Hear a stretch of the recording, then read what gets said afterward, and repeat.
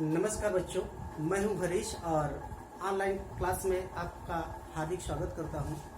बच्चों, जैसा कि आप समझ रहे हो, जानते भी हो कि इस समय हमारे देश में कोरोना जैसी महामारी के चलते समस्त शिक्षण संस्थान बंद हैं और जिसके कारण ऑफलाइन क्लासेस सुचारू रूप से चालू नहीं हो पा रही हैं।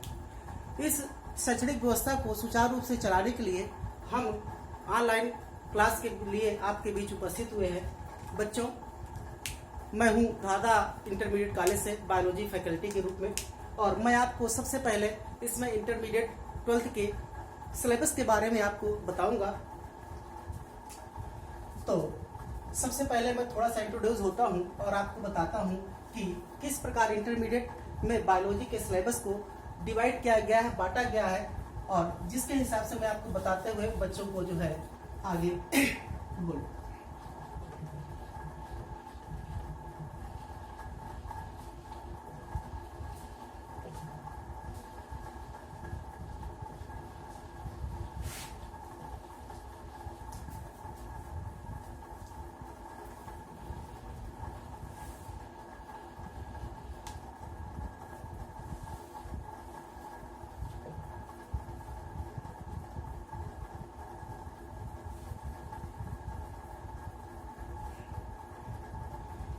बच्चों, लिखा हुआ है इंटरमीडिएट बायोलॉजी सिलेबस।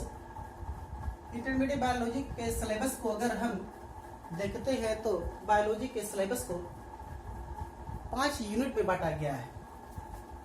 5 यूनिट्स, 5 इकाइयों में बांटा गया है, जिसमें हम यूनिट वाइज आपके सामने लिखेंगे और लिखने के बाद जो है फिर मैं पहली यूनिट के बारे में डिस्कस करूंगा। नेक्स्ट वीडियो में मैं डिटेल से आपको बताऊंगा। पहली यूनिट है जनन। बच्चों, जनन को कहा जाता है अंग्रेजी में रिप्रोडक्शन। रिप्रोडक्शन अंग्रेजी में भी लिखा हुआ है। कुछ बच्चों को जो है हिंदी में समझ नहीं आता, तो अंग्रेजी और हिंदी दोनों में लिखा हुआ है, जिसके कारण बच्चे आसानी से इस चीज को समझ सकें। तो पहले यूनिट है जनन, इसको बोलते हैं रिप्रोडक्शन। दूसरी यूनिट है आनुवांशिकी। आनुवांशिकी तथा जैव विकास। आनुवांशिकी तथा जैव विकास, इसको बोला जाता है जेनेटिक्स एंड ऑर्गेनिक इवोल्यूशन।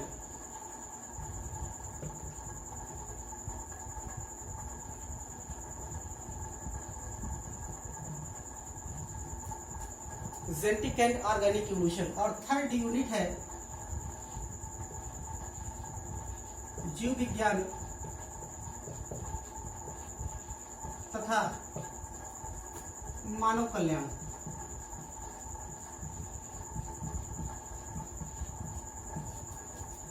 इसको कहा जाता है बायो एंड ह्यूमन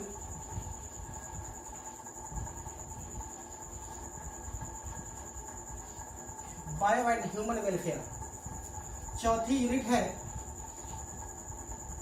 जैव प्रौद्योगिकी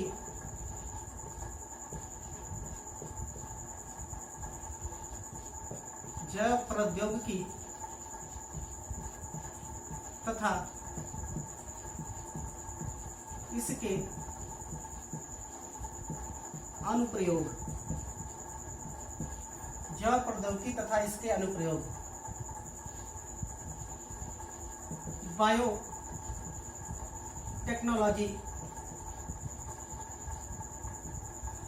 टेक्नोलॉजी एंड इट्स एप्लीकेशन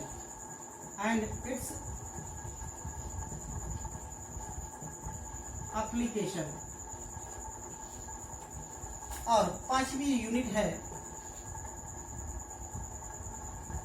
पारिस्थितिकी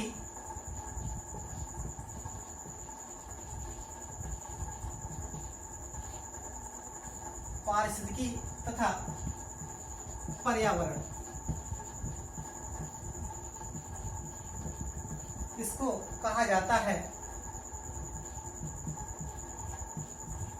ecology and environment.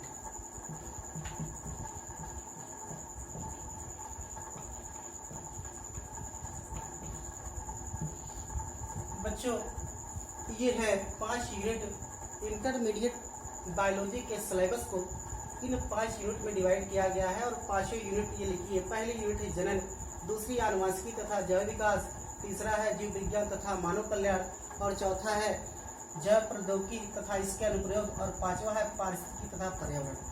In units के अंदर ढेर सारे टॉपिक है। उन टॉपिकों को जैसे ही यूनिट शुरू करते हैं उन टॉपिकों को इसके अंदर इंक्लूड जो है हम पढ़ेंगे, उसके अंतर्गत इसका अध्ययन किया जाएगा। तो सबसे पहले हम थोड़ा सा इंट्रोड्यूस होते हैं रिप्रोडक्शन, जो पहली यूनिट है जनन।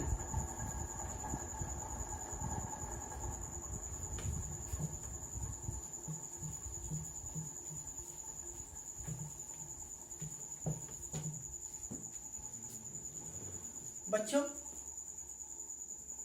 जनन जनन क्या है? जैसा कि आप जानते हैं जनन को अंग्रेजी में लिखा हुआ है और कहते भी है रिप्रोडक्शन। री मीन्स होता है पुनः, प्रोडक्शन मीन्स होता है उत्पाद, अर्थात ऐसे जीवधारियों द्वारा कोई न कोई चीज उत्पादित की जाती है जो स्वतः उनके द्वारा तैयार होती है।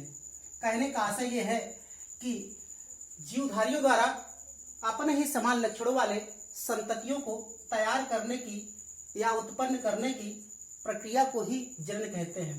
जनन वह जैविक प्रक्रिया है, परिभाषा इसकी ये होगी, जनन वह जैविक प्रक्रिया है जिसमें समस्त जीवधारी अपने ही समान लक्षणों वाली संततियों को उत्पन्न या तैयार करते हैं।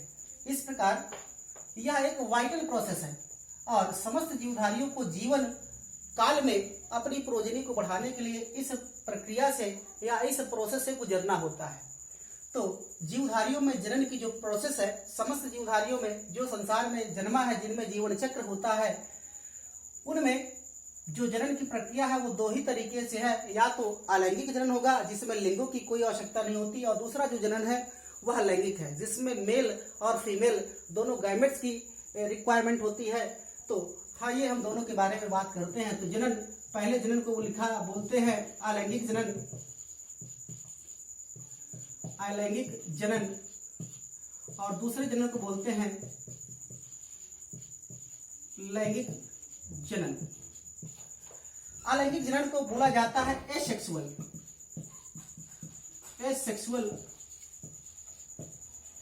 रिप्रोडक्शन, और इसको बोलते हैं सेक्सुअल रिप्रोडक्शन, सेक्सुअल रिप्रोडक्शन।